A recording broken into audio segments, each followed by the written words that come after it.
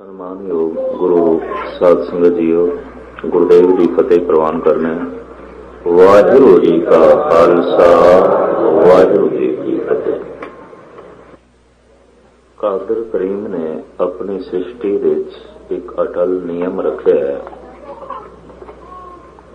ਕਿ ਜਿਹੜੀ ਵਸਤੂ, ਜਿਹੜੀ ਹਸਤੀ ਸਾਨੂੰ ਦਿਖਾਈ ਦੇ ਰਹੀ ਹੈ, ਉਸ ਦਾ ਪਹਿਲੇ ਬੀਜ ਹੁੰਦਾ ਹੈ ਤੇ ਬੀਜ ਤੋਂ ਹੀ ਪਸਾਰਾ ਚੱਲਦਾ ਹੈ। ਚਾਹੇ ਮਨੁੱਖ ਨੇ, ਪਸ਼ੂ ਨੇ, ਪੰਖੀ ਨੇ, ਬਨਸਪਤੀ ਹੈ, ਜੋ ਕੁਝ ਵੀ ਦਿਖਾਈ ਦਿੰਦਾ ਹੈ, ਹਰ ਚੀਜ਼ ਦਾ ਕੁਝ ਮੂਲ ਜ਼ਰੂਰ ਹੈ, ਬੀਜ। ਉਸ ਬੀਜ ਤੋਂ ਫਿਰ ਸ੍ਰਿਸ਼ਟੀ ਚੱਲਦੀ ਹੈ, ਸੰਸਾਰ ਚੱਲਦਾ ਹੈ। ਪ੍ਰੇਰਨਾ ਹੈ ਗੁਰੂ ਗ੍ਰੰਥ ਸਾਹਿਬ ਜੀ ਮਹਾਰਾਜ ਦੀ ਕਿ ਮਨੁੱਖ ਦੀ ਝੋਲੀ ਵਿੱਚ ਧਰਮ ਹੋਵੇ। ਐ ਬੰਦੇ ਤੂੰ ਧਰਮ ਦੀ ਤਲਾਸ਼ ਕਰ, ਤੂੰ ਧਰਮ ਨੂੰ ਪੈਦਾ ਕਰ, ਤੂੰ ਧਰਮ ਨੂੰ ਆਪਣੀ ਝੋਲੀ ਵਿੱਚ ਪਾ। ਪਰ ਸਵਾਲ ਇਹ ਪੈਦਾ ਹੁੰਦਾ ਹੈ, ਧਰਮ ਪੈਦਾ ਕਿਸ ਤਰ੍ਹਾਂ ਹੁੰਦਾ ਹੈ? ਇਹਦਾ ਬੀਜ ਕੀ ਹੈ? ਧਰਮ ਦਾ ਮੂਲ ਕੀ ਹੈ? तो जगत गुरु बाबा साहिब श्री गुरु नानक देव जी महाराज ने जो धर्म दा बीज, धर्म दा मूल, धर्म दी बुनियादी रेखा जो अपनी बाणी विच वर्णन कीती है, वो मैं अज दे विचारां विच तुहाडे सामने रखनी है। उंज गुरु ग्रंथ साहिब जी महाराज की हर पंक्ति अपनी थां ते अगम है, अगोचर है। पर साहिब इस पंक्ति विच दसदे ने जो थोड़े रोज पढ़न विच आउंदी है भी धर्म दा बीज की है। पंक्ति जपजी साहिब दी है, धौल धर्म दया का पूत, संतोख थाप रखिया जिन सूत। दया का पूत जिहड़ा धर्म है, ਇਹਦੀ ਮਾਂ, ਇਹਦੀ ਜਨਨੀ ਦਇਆ ਹੈ। ਇਹਦਾ ਜਨਮ ਦਇਆ ਤੋਂ ਹੈ। ਦੌਲ ਧਰਮ ਦਇਆ ਕਾ ਪੂਤ, ਸੰਤੋਖ ਥਾਪ ਰਖਿਆ ਜਿਨ ਸੂਤ। ਅਗਾਂ ਥੋੜੀ ਵਿਆਖਿਆ ਕਰਨੀ ਹੈ ਕਿ ਮਾਂ ਦਇਆ ਹੈ, ਪਿਤਾ ਕੌਣ ਹੈ। ਇਸ਼ਾਰਾ ਕਰ ਦਿੱਤਾ ਹੈ, ਪਿਤਾ ਸੰਤੋਖ ਹੈ, मां दया है।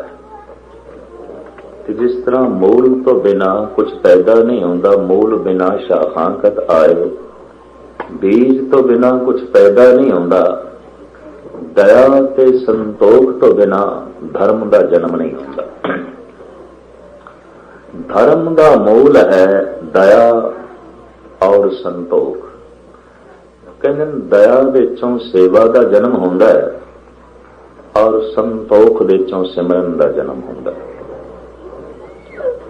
जो दयालु नहीं, सेवा नहीं कर सकेगा, पर जो संतोखी नहीं, सिमरन नहीं कर सकेगा। ते सेवा सिमरन दे उत्ते ही धर्म खड़ा। ते सेवा ते सिमरन का जन्म होवेगा दया और संतोख। परमात्मा के दो रूप ने, निर्गुण ते सरगुण। तो सेवा करके संसार नाल जुड़ना है, सिमरन करके निरंकार नाल जुड़ना है। टुटना असी किधरों भी नहीं है।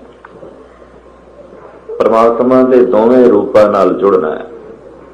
सेवा तो हीना मनुख संसार नाल नहीं जुड़ सकेगा, और सिमरन तो हीना मनुख निरंकार नाल नहीं जुड़ सकेगा।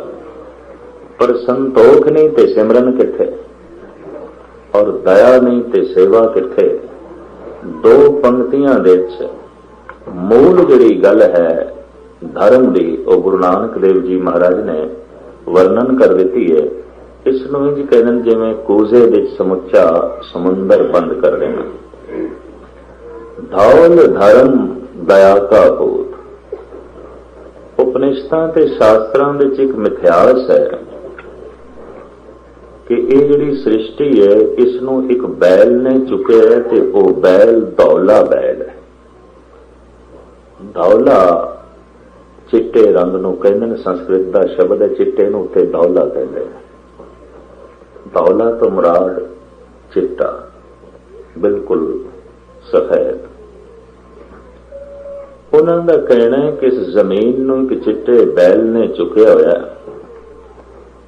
और जब वो थक जाता है, थोड़ा जिहा हिलदा या एक सिंह तो दूसरे सिंह ते रखदा, जमीन दे पहुंचा लांदे ने। मिथिहास है उन्हां दे कहण दा ढंग है। महाराज ने उत्थे सवाल खड़ा किया, गल ये नहीं है। अगर ऐसा कह दईए कि जमीन नूं एक धौले बैल ने चुके है, तो फिर धौला बैल किथे खड़ा है? जे कहिए वो होर जमीन ते खड़ा है, तो फिर वो जमीन किथे खड़ी है? तो गुरु नानक देव जी महाराज की दृष्टि बड़ी विज्ञानक है। आप कहते हैं कि धरती होर परे होर होर, तिसते पार तले कौन जोर। जे इस जमीन दे थले धौला बैल है, तो धरतियां ते होर बथेरियां ने, अणगिणत ने, उन्हां दे थले कौन? तो जिहड़ी वास्तविक गल है, शायद कहते ने वो धौला बैल की है, धर्म है। धर्म ने सब कुछ नो चुक रखे, नियम मर्यादा। नियम मर्यादा दे सूरज चंद तारे जमीन आसमान सब खड़े। ते धर्म का जन्म होया प्रभु की दया तो।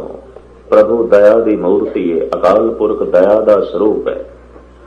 उन्होंने कहा जिथे वो गुरु है, उत्थे कहा प्रसाद। प्रसाद का मतलब दयालु, बख्शन। लख भी कोशिश करिए, परमात्मा बेरहम नहीं हो सकता, और परमात्मा विच बदले की भावना है।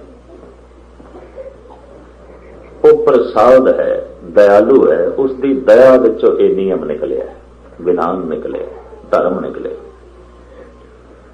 ते जब मनुख की चेतना के अंदर भी धर्म का जन्म होवेगा, उदों दया करके ही होवेगा, उंज नहीं होवेगा। सीधा कोई मनुख धर्मी नहीं बन सकता, लख भी कोशिश करे। मनुख कहे कि मैं धर्मी बनना, तो मूल बिना शाखांकत आए, बीज तो बिना बूटे किथे। मूल तो बिना, बुनियाद तो बिना उच्चे महल किस तरह खड़े किए जा सकते हैं? तो धौल धर्म दया का पूत। साहिब गुरु नानक देव जी महाराज तो को 200-250 साल बाद कवि तुलसी ने भी इसे ढंग का एक दोहरा उच्चारण किया। वो हिंदुस्तान विच बड़ा मशहूर होया। तुलसी दया धर्म का मूल है, पाप मूल अभिमान। तुलसी दया न छोड़िए, जब लग घट में प्राण। ये दोहरा तुलसी का बड़ा प्रसिद्ध होया। वो कहता है धर्म का जन्म दया तो होंदा है, पाप का जन्म अभिमान तो होंदा है, हंकार तो होंदा है। हंकारी बंदा पापी होवेगा, हर हालत विच होवेगा, क्योंकि हंकार पाप नूं जन्म देंदा है। हंकार का मतलब है मैं हां तू नहीं है, और जे तू नहीं है तो मैं मिटावांगा, तो आपे पापी हो जाएगा हंकारी। हंकारी तू नूं बर्दाश्त नहीं करता, दूजे नूं नहीं बर्दाश्त करेगा। दूजे तो मुराद हो जिहड़ा उसकी मैं नूं चोट पहुंचावे। कोई इस तरह उसके सामने खड़ा हो जाए कि उसकी मैं ना रह सके, उसकी मैं नूं चोट पहुंचे, उसके हंकार नूं चोट पहुंचे, वो फिर औखा होगा, अनर्थ करेगा। इस वास्ते तुलसी का कहना हंकारी पापी हो गईगा।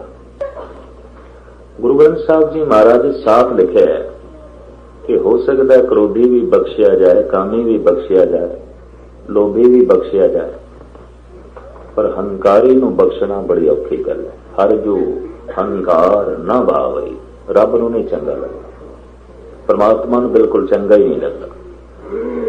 मैं हुण जिहड़ी कौम आखे मैं हां, ते अगर कोई होर कौम उसके सामने खड़ी होवे जिहड़ी उसकी मैं नूं ठेस पहुंचावे, तो कुदरती गल्लों मिटावेगा, हंकारी पापी हो जाएगा।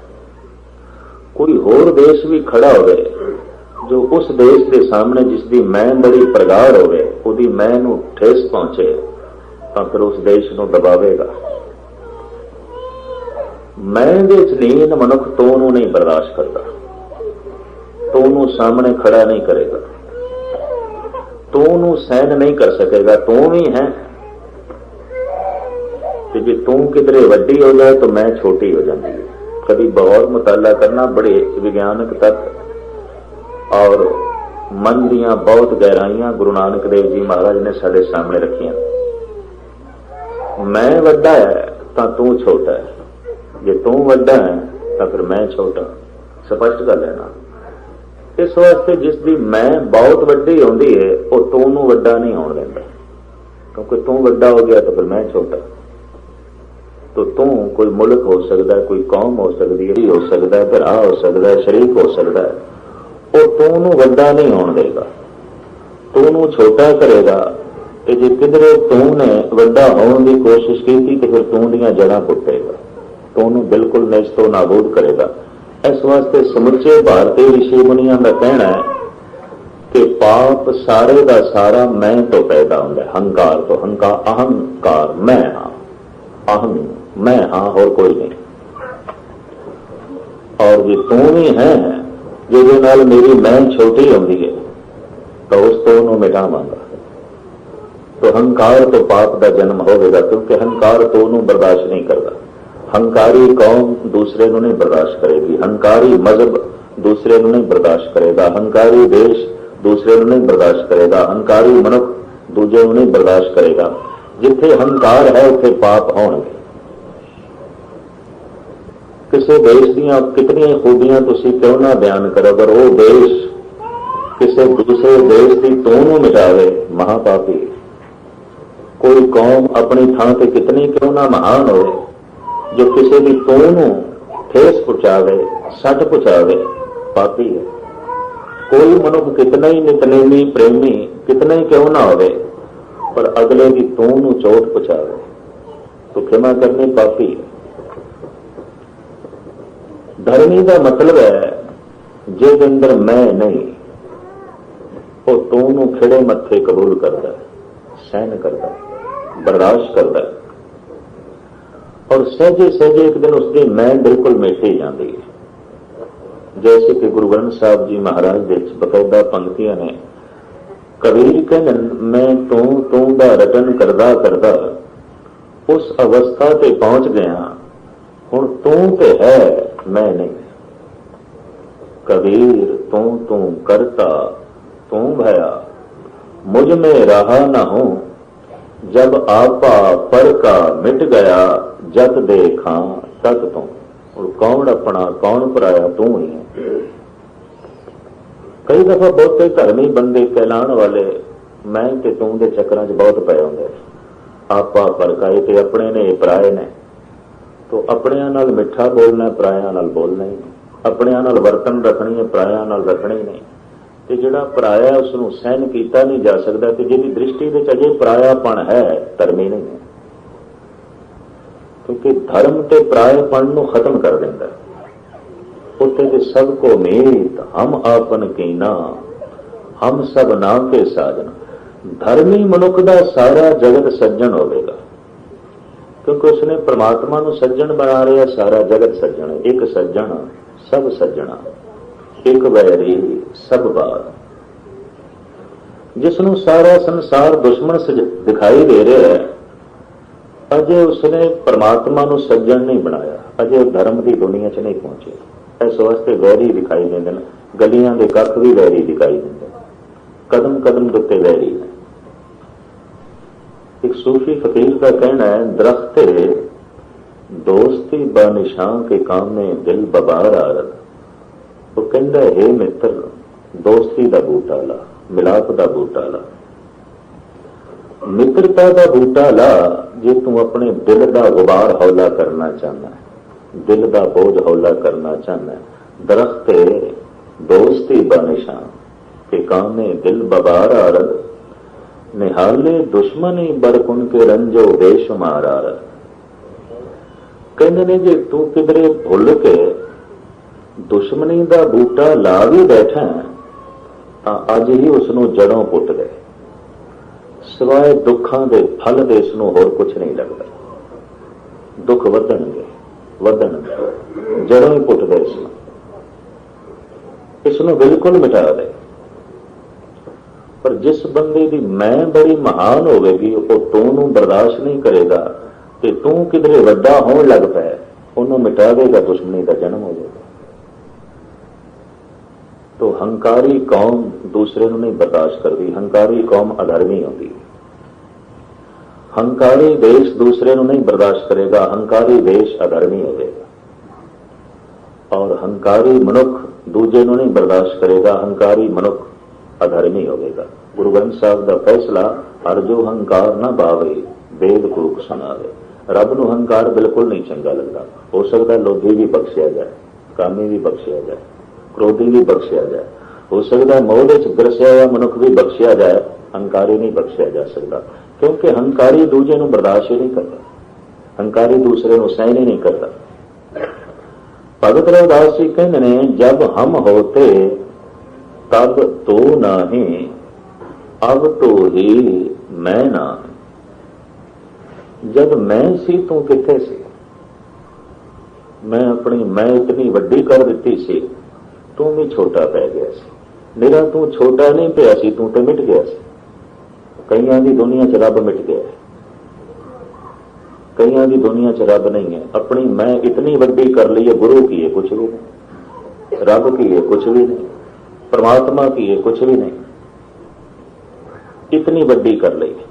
हालांकि ये मैं उसकी है मिथ्या। अरबी विच बड़ी सोहनी कहावत है, मुहम्मद साहब अक्सर हंकारी मनुखा नूं सुनाया करते सन भी सूरज चढ़िया सवेरे ते एक लोमड़ी देखती है खड़े होके पीछे अपना साया, कहती मैं तो इतनी वड्डी उठती है कुछ भी नहीं, हाथी की होंदा कुछ भी नहीं, मैं तो बहुत वड्डी हाँ, बहुत वड्डी हाँ, मेरे वर्गा कौन है? रूहे जमीन ते और मेरे वर्गा कोई जानवर नहीं, मैं इतनी वड्डी हूं। साया बहुत दूर तक जाती है, पीछे सूरज हो गया। मनुख का मैं बस एक झूठी छाया है और कुछ नहीं। सहजे सहजे ज्यों सूरज ऊपर चढ़न लगा, छाया छोटी होने लगी, और ज्यों सूरज ऊपर आया एकदम छाया खत्म। लोमड़ी हैरान हो गई। मुहम्मद साहब अपने अनुयायियों नूं, अपने निकटवर्तियों नूं कहंदे सन, परमात्मा मनुख बिल्कुल पीछे रखते गए तो मनुख की मैं इतनी वड्डी हो जाती जिवें लोमड़ी का साया। वो कहंदा मेरे वर्गा भी है कोई होर? कोई नहीं। वो सिर्फ इस वास्ते कहंदा जे रब नूं इसने पिछे रखे। पर इनू कौन दसे ये जिहड़ी तेरी मैं दी साया है ये भी सूरज करके ही है, ये भी परमात्मा ही करके है, तेरी होम तो उस करके है। सहजे सहजे जो मनुख परमात्मा नाल अपना सीधा संबंध जोड़ता है, मैं मिटन लगती है कि जब बिल्कुल सूरज सिर ते ही आ जाए, परमात्मा का प्रकाश दसम द्वार विच हो जाए, मनुख की मैं खत्म, छाया खत्म। मैं तो सिर्फ छाया है। पर इतनी मैं अर्ज करा जिसकी मैं बहुत वड्डी हो गई, वो तो तू नहीं बर्दाश्त करेगा। तो तुलसी ने कह दिता, पाप का जन्म होंदा है पाप मूल अभिमान। पाप का जन्म हंकार का। बड़ा सरल जिहा ये दोहरा है, पर हिंदुस्तान में बड़ा प्रचलित हो गया। ते धर्म का बीज की है? जे समुचे पाप का बीज हंकार है, हंकारी पुनीत नहीं हो सकता। ਉਹਦੇ ਕੀਤੇ ਹੋਏ ਦਾਨ ਵਿੱਚੋਂ ਵੀ ਹੰਕਾਰ ਦੀ ਬੂ ਹੋਵੇਗੀ, ਉਹਦੀ ਕੀਤੀ ਹੋਈ ਸੇਵਾ ਵਿੱਚੋਂ ਵੀ ਹੰਕਾਰ ਦੀ ਬੂ ਹੋਵੇਗੀ। ਕਿ ਜਿਸ ਸੇਵਾ ਨਾਲ ਹੰਕਾਰ ਜੁੜਿਆ ਹੈ ਉਹ ਸੇਵਾ ਨਹੀਂ, ਉਹ ਤੇ ਕੋਈ ਵਪਾਰ ਹੋਵੇਗਾ ਜਿਹਦੇ ਵਿੱਚ ਬੂ ਹੋਏਗੀ। ਹੰਕਾਰੀ ਦਾ ਸਭ ਕੁਝ ਪਾਪ ਹੋਵੇਗਾ, हंकारी का कुछ भी पुण्य नहीं होगा, चाहे कुछ भी करे। और मैं इतनी अर्ज कर रहा, दयालु मनुख का सब कुछ पुण्य होगा जो कुछ भी करे। धौल धर्म दया का पूत, धर्म का जन्म है दया तो, दया जन्म देंदी है सेवा ਨੂੰ। संतोख था प्रख्या जन सोत, व्याख्या बड़ी लंबी चौड़ी है, पर जो मैं इस वक्त निशाना लिखे मैं थोड़े सामने रखा। संतोख धर्म का पिता, जिसने एक सूत्र दे समुचे जगत नूं परो के रखे, संतोख ना होवे। एक सूत दे समुचे जगत नूं परो के रखना बड़ी औखी गल है। संतोखी मनुख सिमरन करेगा और सिमरन दे आसरे ते समुचा संसार उसनूं निरंकार दे परोया प्रतीत होवेगा। ते दयालु मनुख सेवा करेगा। दो तरह के धर्म होए ने साडे देश दे विच। किसी ने सेवा ते जोर दिता है, किसी ने सिमरन ते। योगी ने, जैनी ने, बोधी ने, उन्होंने अपने धर्म दे चों सेवा नूं कढ दिता। कहने सेवा की करनी, कोई लोड़ नहीं, सिमरन करो सीधे रब नाल जुड़ो, लोड़ ही नहीं। सिमरन ते इतना जोर दिता योगियां ने, जैनियां ने, बोधियां ने कि सिमरन की दुनिया से बहुत अगे निकल गए, पर हंकारी हो गए। निक्की जिहियां गल ते योगी श्राप दे दिंदे सन और श्रापां दे नाल ग्रंथ भरे पए ने। कितनियां नूं श्राप दिते, बड़े बड़े भयंकर श्राप दिते ने। कृष्ण की समुची कुल नूं प्राणायाम का अभ्यास करने वाला दुर्भाषा ऋषि श्राप दे दिंदा। हुण कोई बंदा जिहड़ा विज्ञानिक है कि अपनी बुद्धि का इस ढंग नाल इस्तेमाल करे कि वो प्रकृति की शक्ति नूं संग्रह करके एक बम बना देवे ऐसा जिहदे नाल समुचा मुल्क ही तबाह हो जाए, तो शक्ति तो उसके कोल सी, पर उसने शक्ति का इस्तेमाल किया तबाह करने वास्ते। तो कोई योगी, कोई सन्यासी, कोई सिमरन करने वाला थोड़ा जिहा अध्यात्मक बल प्राप्त कर लवे तो उस बल के आसरे ते किसी नूं दे देवे श्राप, गल ते इक्को ही हो गई। एक ने दिमागी शक्ति का इस्तेमाल किया, एटम बम बना छड़िया। एक ने सिमरन शक्ति का इस्तेमाल किया, श्राप दे दिता। दोवें इक्को ही पद्धर का, दोवें मिटाना चाहते हैं, दोवें बर्बाद करना चाहते हैं। और श्राप कित्थों निकलिया? जिथे कोरा सिमरन सी, सेवा नहीं सी। जिथे सिर्फ सेवा सी, कुछ ऐसे ही धर्म ने हिंदुस्तान दे दासा भाव की बिरती का जन्म होया, सेवा ही करो। किसी हद तक मैं देखता हिंदुस्तान दे जिहड़े पादरी घूमते ने, ईसाई मिशनरी, बस सेवा ही है, सिमरन वाली कोई गल नहीं। सेवा, किताबां वंडो, बीमारां नूं दवाई दो, नंगे ने कपड़े दे दो, भुखे ने अन्न दे दो, बस इतनी गल है, कुछ नहीं। सेवा है, पर चूंकि सिर्फ सेवा है, सिमरन नहीं, इस वास्ते कोई ज्ञान नहीं। अंधेरा बनया है, जीवन के अंधेरा बनया है। जिन्होंने इन्होंने ईसाई बनाया, कोई धर्मी नहीं बने, बस ईसाई जरूर ने, धर्मी कोई नहीं। और जो इस तरीके नाल लोगों को धर्मी बनाने की कोशिश पे करते हैं, स्वयं भी धर्मी नहीं, क्योंकि उन्होंने सेवा विचों भी व्यापार की बदबू है। कोई रब्बी रस नहीं, कोई गल नहीं। उन्होंने बकायदा की हुई सेवा का भी एक व्यापार है। उस वक्त मुल मनते हैं बई तू खुदा का पुत्र मन ले ईसा ने, वो खुदा का पुत्र है, ते बाकी दुनिया शैतान की पुत्र है। जो वो खुदा का पुत्र है तो बाकी कौन ने? सारे उसके पुत्र ने।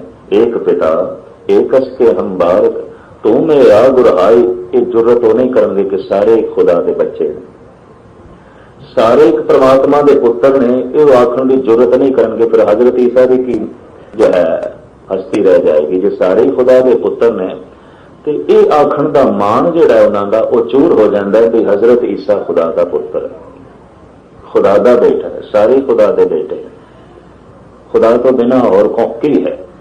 पर चूंकि उन्होंने सेवा खड़ी है व्यापार से, इस वास्ते इस सेवा ने कोई क्रांति नहीं लियांदी, कोई जिंदगी च रस पैदा होया होवे, कोई आनंद पैदा होवे, ये नहीं है।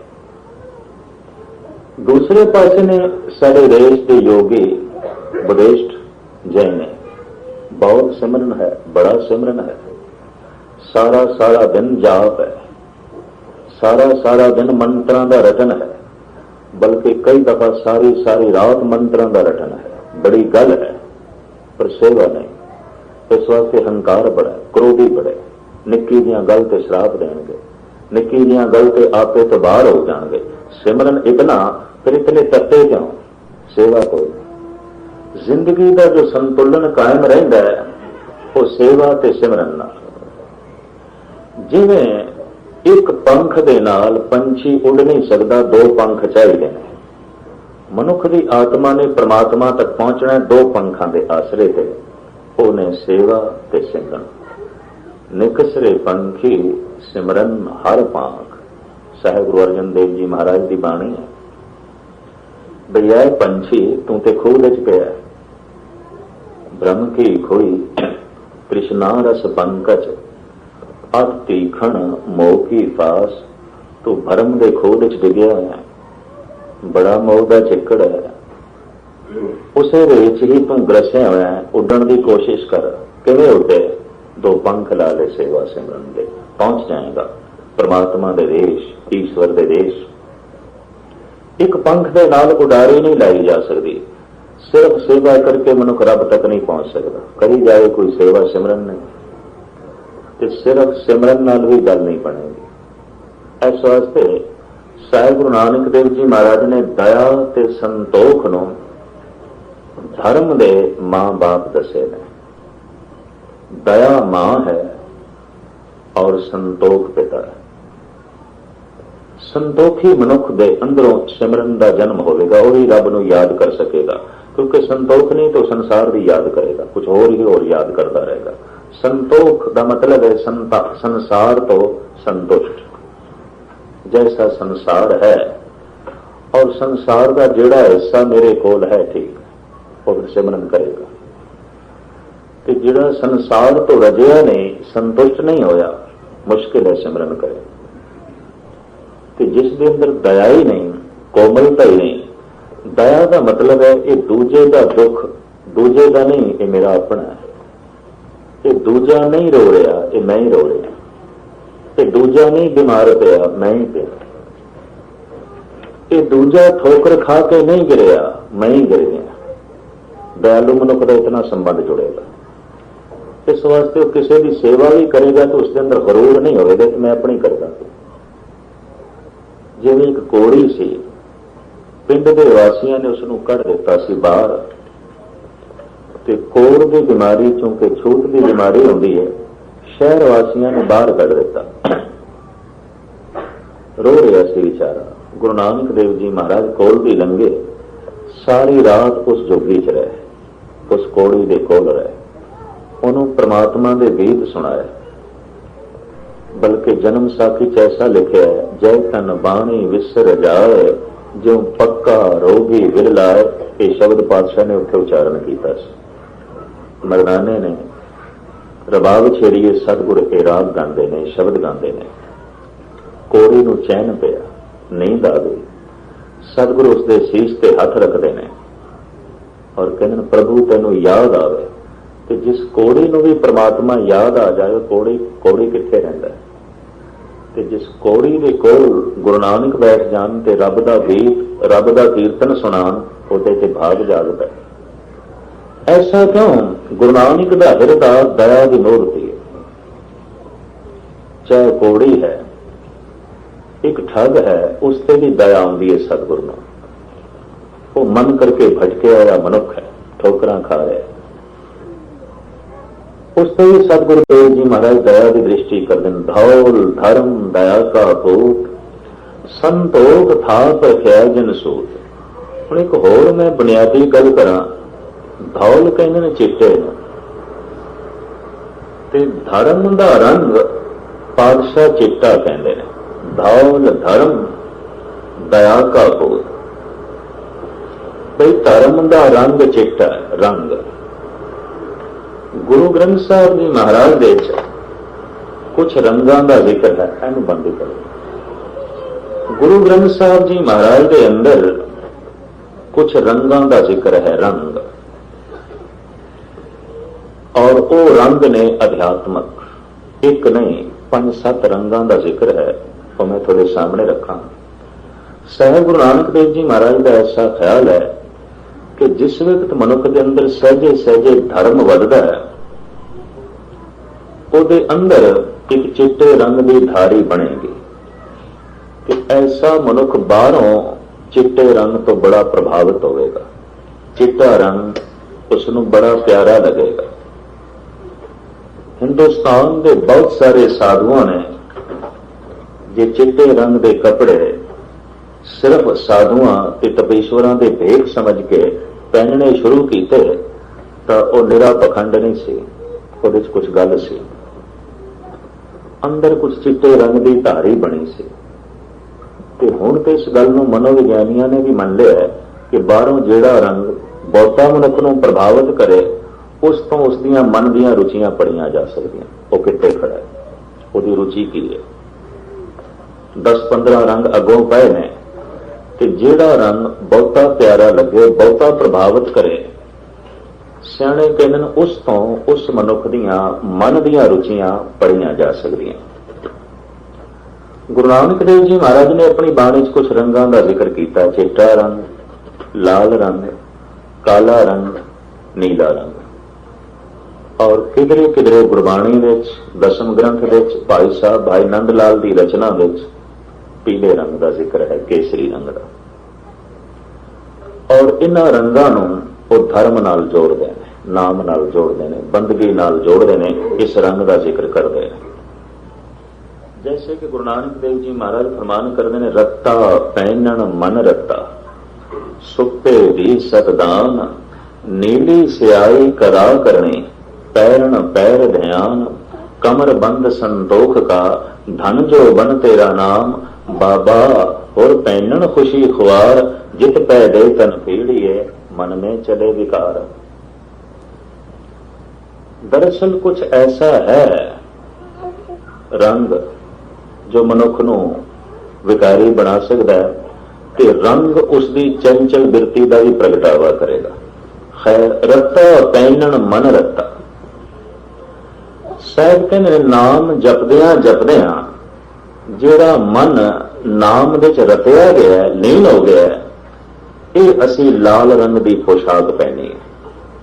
जब पहली दफा मन जुड़ता है नाम दे च, पूर्ण रस ते अजे नहीं मिलिया, पर लीनता थोड़ी नसीब हुई है, तो कहने अंदर लाल रंग की धारी बनेगी। ऐसे बंदे नूं बाहरों लाल रंग बड़ा प्रभावित करेगा। और गुरु ग्रंथ साहब जी महाराज दे च इसदा बड़ा जिक्र है, कवन बनेरी तेरी लाली, कवन रंग तू भई गुलाली। सवाल है कवन, दसते सही तेरे ते केड़ी बख्शिश हो गई है, ये लाल रंग तेनू किस तरह चढ़े, तू गुलाली हो गई है, लाल रंग विच लीन हो गई है, ऐसी केड़ी बख्शिश हो गई। फिर साहब कहने लाल रंग तिसको लगा, जिसके वड़ भागा। एक किधर शायर की कविता ना समझ लेनी, कवि की कल्पना ना समझ लेनी, ये बहुत वड्डी हकीकत है। बिसम बिसम बिसमे ही भैया लाल गुलाल रंगारे, गुरु अर्जन देव जी साहब कहने नाम जपदियां जपदियां बिस्माद रस विच चले गए, लाल रंग नाल रंगे गए, गुलाल चढ़ गया। बिसम बिसम बिसमे ही भैया लाल गुलाल रंगारे, कौना निक संतन रस आई है, जो चाख गूंगा मुस्कारे। फिर लाल गुलाल गहबरा सच्चा रंग चढ़ा। मैं इस संबंध च गुरु ग्रंथ साहब वख-वख रंगां दीयां पंक्तियां एक दिन कढ़ण की कोशिश की सी, भावें गल बड़ी पुरानी है। 4-5 दिन मेरे इस गल विच लगे भी जिहड़े रंग ने, एक एक रंग का कितनी कितनी दफा जिक्र गुरु ग्रंथ साहब जी महाराज विच आया है। मैं देखिया लाल रंग की बड़ी वजाहत है, बड़ी गल है। फिर ये शब्द मैनू भाई साहब भाई नंद लाल जी के भी मिल गए, उन्होंने गजलों विच। वो कहते ने गुलाल अफशानी अज दस्ते मुबारक, जमीनों आसमारा सुरखरू कर दे सुरख लाल। गुरु गोबिंद सिंह जी महाराज की उपमा करते हुए कहते ने, ये मेरे पातशाह तुसी बड़े महान हो, गुलाल अफशानी अज दस्ते मुबारक, थोड़े हत्थां विच गुलाल रंग है। होली के दिनों या कोई खुशी के दिनों हिंदुस्तान विच गुलाल छिड़कते हैं, एक तरह का रंग ही होंदा है, खुश्क रंग, बस वो पाते पानी विच मिक्स नहीं, उंज ही रंग चुक चुक के उड़ाणगे खुशी के दिनों। घर में कोई खुशी है, कोई त्योहार है, ਗੁਜਰਾਤ ਵਿੱਚ, ਮਹਾਰਾਸ਼ਟਰ ਵਿੱਚ, ਆਂਧਰਾ ਪ੍ਰਦੇਸ਼, ਤਾਮਿਲਨਾਡੂ ਵਿੱਚ ਵਿਆਹ ਸ਼ਾਦੀਆਂ ਦੇ ਦਿਨਾਂ 'ਚ ਗੁਲਾਲ ਲਾਜ਼ਮੀ ਛਿੜਕਣਗੇ। ਜਾਂ ਫਿਰ ਹੋਲੀ ਇੱਕ ਖੁਸ਼ੀ ਦਾ ਤਿਉਹਾਰ ਹੈ, ਹਿੰਦੁਸਤਾਨ ਵਿੱਚ ਗੁਲਾਲ ਛਿੜਕਿਆ ਜਾਂਦਾ ਹੈ। ਭਾਈ ਸਾਹਿਬ ਭਾਈ ਨੰਦ ਲਾਲ ਕਹਿੰਦੇ ਨੇ, ਹੇ ਗੁਰੂ ਗੋਬਿੰਦ ਸਿੰਘ ਜੀ, ਤੁਹਾਡੇ ਹੱਥਾਂ ਵਿੱਚ ਲਾਲ ਰੰਗ ਹੈ, ਗੁਲਾਲ ਅਫਸ਼ਾਨੀ ਅੱਜ ਦਸਤੇ ਮੁਬਾਰਕ ਜ਼ਮੀਨੋਂ ਆਸਮਾਰਾ ਸੁਰਖਰੂ ਕਰਦਾ। ਤੁਸੀਂ ਤੇ ਜ਼ਮੀਨ ਤੇ ਆਸਮਾਨ ਨੂੰ ਲਾਲ ਰੰਗ ਨਾਲ ਰੰਗ ਛੱਡਿਆ। ਭਾਵ ਛੋਟੇ ਨੂੰ ਵੀ ਰੰਗ ਛੱਡਿਆ, ਵੱਡੇ ਨੂੰ ਵੀ ਰੰਗ ਛੱਡਿਆ। ਜਿਹੜਾ ਵੀ ਤੁਹਾਡੇ ਨੇੜੇ ਆਇਆ, ਚਾਹੇ ਉਹ ਛੋਟਾ ਹੈ, ਚਾਹੇ ਵੱਡਾ ਹੈ, ਚਾਹੇ ਮੂਰਖ ਹੈ, ਚਾਹੇ ਸਿਆਣਾ ਹੈ, ਤੁਸੀਂ ਉਸ ਤੇ ਗੁਲਾਲ ਪਾ ਹੀ ਦਿੱਤਾ।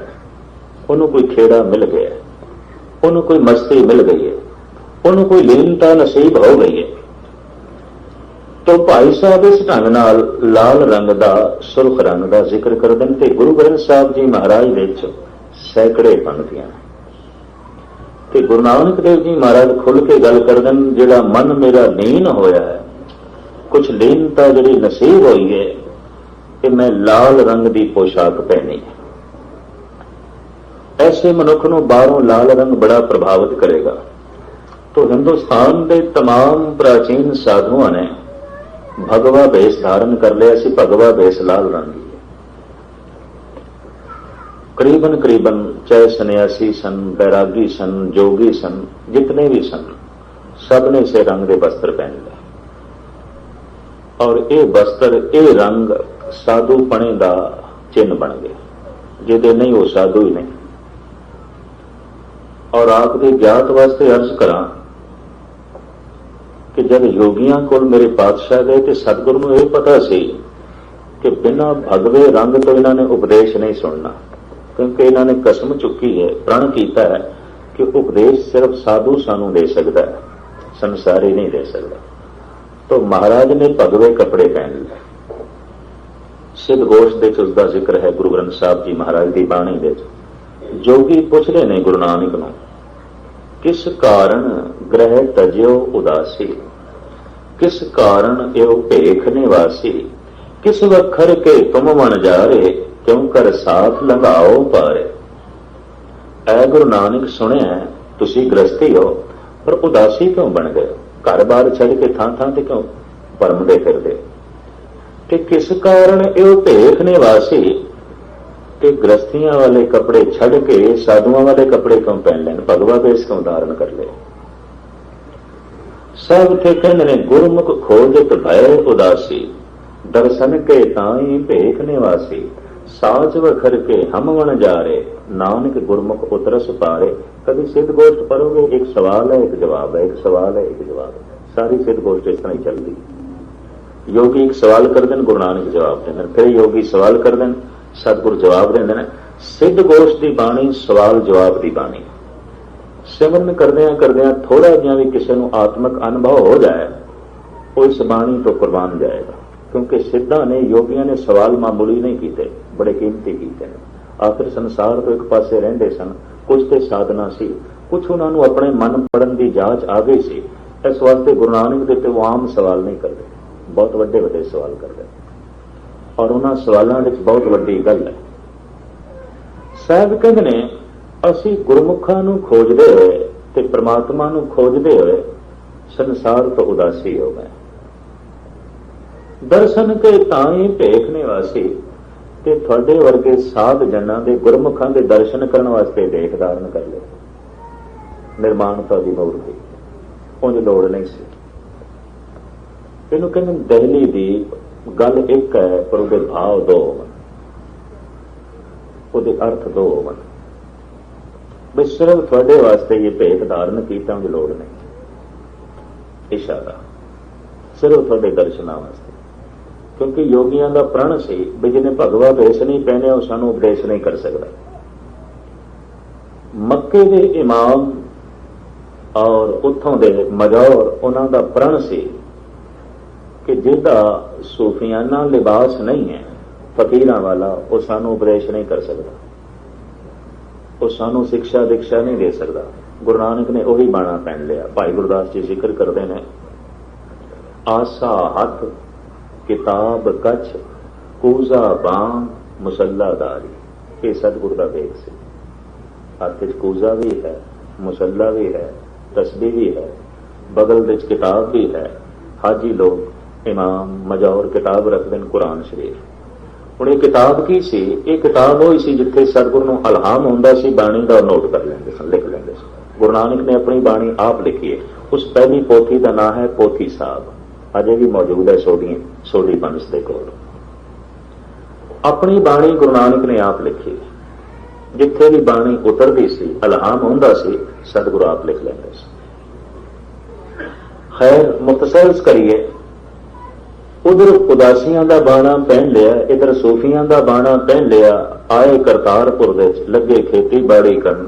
भाई साहब भाई गुरदास जी लिखते हैं, बाबा आया करतारपुर भेख उदासी सगल उतार, पैर संसारी कपड़े मंजी बैठ किया अवतार। गृहस्थियां वाले कपड़े पा ले, सूफियां वाले चुक के परे सुटे, उदासियां वाले चुक के परे सुटे।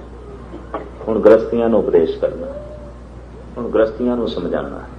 कोई लोड़ नहीं मैनूं भगवे देखदी, कोई लोड़ नहीं मैनूं सूफियां वाले कपड़े पहनण दी।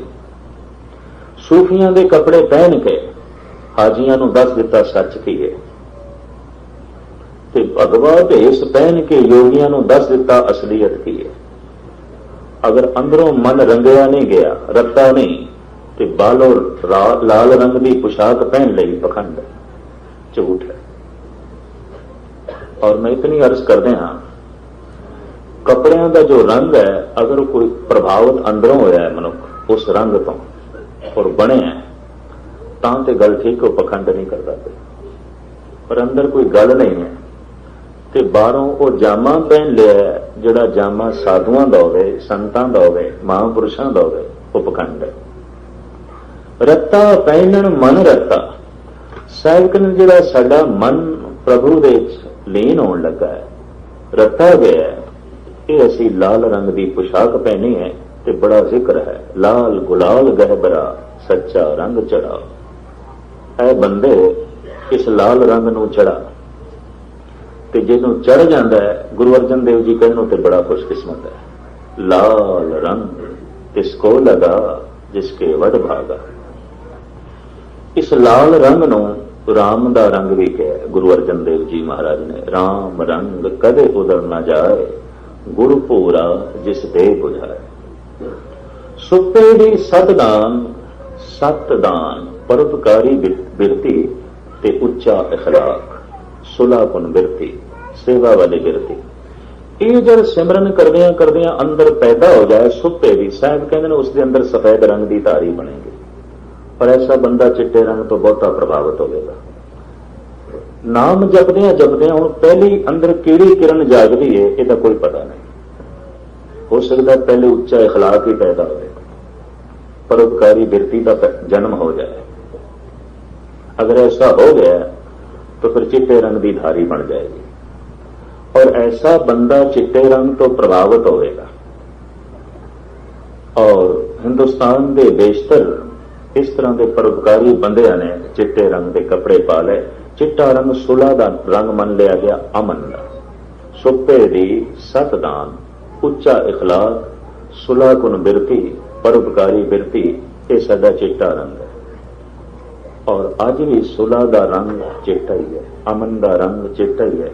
किधरे जंग हो रही होवे ते उन्होंने रोकना है, चिट्टा ही झंडा खड़ा किया जाता है, सफेद, सुलह अमन, वक्ती तौर पर रुको।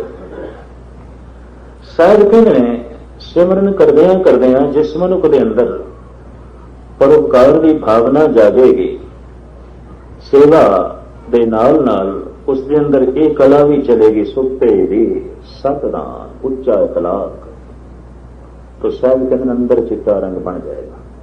महाराज कहने असी चिट्टे रंग की पोशाक पहनी, नीली सियाई कदा करनी। दो रंगों का अगों इकट्ठा जिक्र किया, नीला रंग ते काला रंग। कदा करनी, कट देना, मार देना। साहब कहते हैं अंदर विकार, और वो जब भयंकर रूप दिखाई देंदे ने सिमरन करने वाले नूं, तां उन्हां विकारां नूं कट्टण दी अंदर एक बिरती पैदा होंदी है, रोस। और जिस वक्त रोस पैदा होता है, अंदर काले रंग की धारी बनती है। ਐਸਾ ਬੰਦਾ ਕਾਲੇ ਰੰਗ ਦੇ ਕੱਪੜਿਆਂ ਤੋਂ ਬਹੁਤ ਪ੍ਰਭਾਵਿਤ ਹੋਵੇਗਾ। ਸਮੁੱਚੇ ਇਸਲਾਮ ਦੇ ਸੂਫੀ ਫਕੀਰਾਂ ਨੇ ਕਾਲਾ ਬਾਣਾ ਪਹਿਨ ਲਿਆ ਸੀ ਵੀ ਅਸੀਂ ਵਿਕਾਰਾਂ ਨਾਲ ਸਹਿਮਤ ਨਹੀਂ। ਅੱਜ ਵੀ ਕਿਧਰੇ ਪ੍ਰੋਟੈਸਟ ਕਰਨਾ ਹੈ, ਰੋਸ ਪ੍ਰਗਟ ਕਰਨਾ ਹੈ, ਕਾਲਾ ਰੰਗ ਹੈ। ਅੱਜ ਵੀ ਕਾਲਾ ਰੰਗ ਮੌਤ ਦਾ ਰੰਗ ਨਹੀਂ ਜੈਸੇ ਕਈਆਂ ਨੇ ਸਮਝ ਲਿਆ, ਰੋਸ ਦਾ ਰੰਗ ਰੋਸ ਹੈ। ਰੋਸ ਦਾ ਮਤਲਬ ਹੈ ਸਾਨੂੰ ਤੂੰ ਕਬੂਲ ਨਹੀਂ, ਸਾਨੂੰ ਤੂੰ ਪ੍ਰਵਾਨ ਨਹੀਂ, ਅਸੀਂ ਨਹੀਂ ਪ੍ਰਵਾਨ ਕਰਦੇ, ਅਸੀਂ ਨਹੀਂ ਕਬੂਲ ਕਰਦੇ। ਜੈਸਾ ਨਿਯਮ ਹੈ, ਜੈਸੀ ਮਰਿਆਦਾ ਹੈ, ਜੈਸਾ ਤੂੰ ਹੈ, ਜੋ ਕੁਝ ਤੂੰ ਸਾਨੂੰ ਦੇਣਾ ਚਾਹੁੰਦਾ ਹੈ, ਸਾਨੂੰ ਨਹੀਂ ਕਬੂਲ, ਸਾਨੂੰ ਨਹੀਂ ਪ੍ਰਵਾਨ, ਅਸੀਂ ਰੋਸ ਪ੍ਰਗਟ ਕਰਦੇ ਹਾਂ। ਤੋ ਜਦ ਰੋਸ ਪ੍ਰਗਟ ਕਰਦਾ ਹੈ ਮਨੁੱਖ ਤਾਂ ਉਸ ਦੇ ਅੰਦਰ ਜਿਹੜੀ ਧਾਰੀ ਬਣਦੀ ਹੈ ਉਹ ਲਾਲ ਜੋ ਹੈ ਕਾਲੇ ਰੰਗ ਦੀ। ਨੀਲੀ ਸਿਆਹੀ ਕਦਾ ਕਰਨੀ, ਕੱਟ ਦੇਣਾ ਹੈ। ਗੁਰੂ ਗੋਬਿੰਦ ਸਿੰਘ ਜੀ ਮਹਾਰਾਜ ਦੀ ਫੌਜ ਦੇ ਵਿੱਚ ਬਾਣੇ ਦੋ ਤਰ੍ਹਾਂ ਦੇ ਸਨ, ਨੀਲਾ ਤੇ ਕਾਲਾ, ਜਿਸ ਤੋਂ ਬਾਅਦ ਵਿੱਚ ਨਿਹੰਗ ਸਿੰਘਾਂ ਨੇ ਕਰੀਬਨ ਇਹ ਦੋ ਰੰਗ ਹੀ ਕਬੂਲ ਕਰ ਲਏ।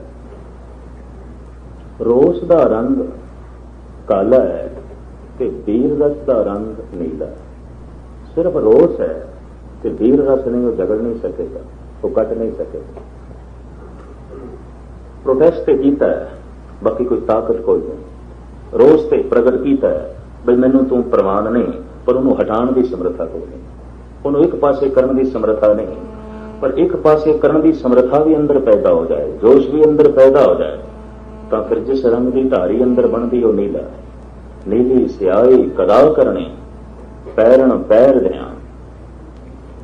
ਵਿਕਾਰਾਂ ਪ੍ਰਤੀ ਜੋ ਰੋਸ ਹੈ ਕਿ ਅਸੀਂ ਕਾਲਾ ਰੰਗ ਪਹਿਨੇ, ਤੇ ਇਹਨਾਂ ਨੂੰ ਜਿਹੜਾ ਕੱਟ ਦਿੱਤਾ ਹੈ ਕਿ ਅਸੀਂ ਨੀਲਾ ਰੰਗ ਪਹਿਨੇ। ਔਰ ਕੁਦਰਤੀ ਗੱਲ ਹੈ, ਜਦ ਬੰਦਾ ਵੀਰ ਰਸਤੇ ਚ ਆਉਂਦਾ ਹੈ ਉਹਦੇ ਅੰਦਰ ਜਿਹੜੀ ਧਾਰੀ ਬਣਦੀ ਹੈ ਨੀਲੇ ਰੰਗ ਦੀ ਬਣਦੀ ਹੈ।